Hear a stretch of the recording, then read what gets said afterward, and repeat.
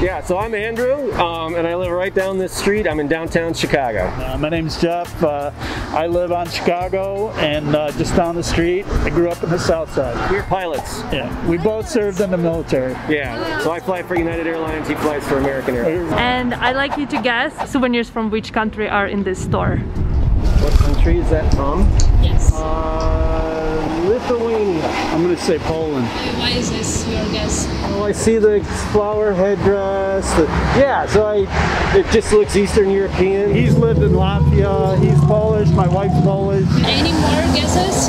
Well, I see the Cyrillic, so maybe am I talk Belarus? What am I? No? But it's Eastern Europe, but you still haven't... Ukrainian? Yes, it is. Okay, Ukraine. okay. Well, we're in Ukraine. Lithuania was close. I've been to Kyiv. Oh, have you been to Kyiv? Yes. Тут я реально була здивована, не тільки тому, що він був у Києві, а те, що він знав, що треба сказати Київ, а не Київ. Багато американців, на жаль, кажуть Київ. For how long? It was just for a couple of weeks when the Russians went into Crimea. I was 2014? No, it was wait a minute, it was 2014. That's a long time ago. I was up working in Latvia, and then when they went in, so I went down and helped out the U.S. Embassy down in Kyiv. So I was there for a couple weeks. What were you doing there? Just helping U.S.-Ukrainian relationships. My daughter... He was a military attaché. Yeah.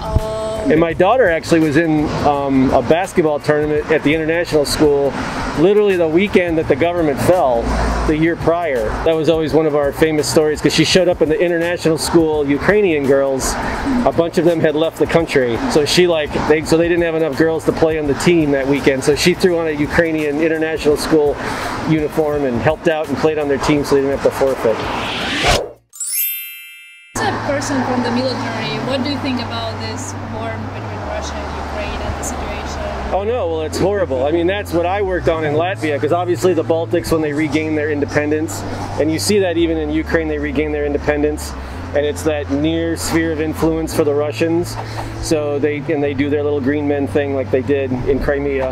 And obviously Ukraine, it's kind of a little more difficult because of how close the ethnicities are, and technically, actually the Russians kind of come from Ukraine. Yeah. Yes, you know, so. He lived in Latvia, and it's really prevalent in Latvia too, where the Russians are obviously trying to promote that there's a large Russian population in these countries when there isn't, or there's a large population that supports the Russian agenda in these countries and there isn't. So you understand that, you know, it's fake? That yeah, oh yeah, totally. May Day celebration, where they bus in all these Russians that don't live there.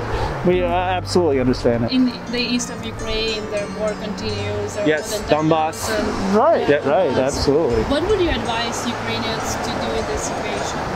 Well, first of all, we got to get rid of Donald Trump. I don't think that he's going to help the way that we should help as the United States. And I think the Ukrainians still need to maintain their border security. I think, you know, it's a fight that they're just going to have to be in, because you see the Russians even in Georgia, how they want that conflict on the border. That helps keep Ukraine from joining NATO or getting into the EU. They're going to want that conflict. And it's just a fight worth fighting for. You know, from my perspective, I really see it as an EU problem, a NATO problem, where NATO needs to be the ones that take the forefront and push against the Russian aggression in regards to Ukraine. Because obviously, as the Russians did in Georgia and they're doing in Ukraine, they can't join NATO until there's peace. So if they can create conflict, Ukraine can't join NATO. So it's the EU that has to push the agenda to get the Russians out and to bring peace. You know, Trump is an appeaser to Putin, so we'll never be the ones that step forward and go, okay, this is the agenda we're pushing inside of NATO, inside of the EU to get Russia out of the Ukraine. Тут просто моя вставленька, щоб ви встигли прочитати субтитр. Ну а також, будь ласка, поставте лайк, якщо вам подобається дивитися це відео. Для вас це нічого не варто зробити, це безкоштовно, а для мене це надзвичайна підтримка каналу та просунення цього відео крізь алгоритми YouTube. Дякую за вашу вподобайку. What do you think about, I know what they heard in the 90s, Ukraine had a lot of nuclear power and yes. They have... No, and they signed a treaty between Britain, us, and Russia, I think were the main three, and Ukraine, that they gave up the nuclear weapons under an agreement that Russia would watch the borders, and then we said we would help protect Ukraine, like that their sovereignty. By giving that up, we would help protect that, which we haven't done. And Russia as well haven't. Yeah, they haven't up there. You look at all the START treaty, all the treaties that we've entered in with Russia. They developed the supersonic missile that violates all the agreements that we have with Russia. The Russians have shown that they're bad actors, and they're not going to stay within these agreements we made with them. So it's up to us to enforce these agreements.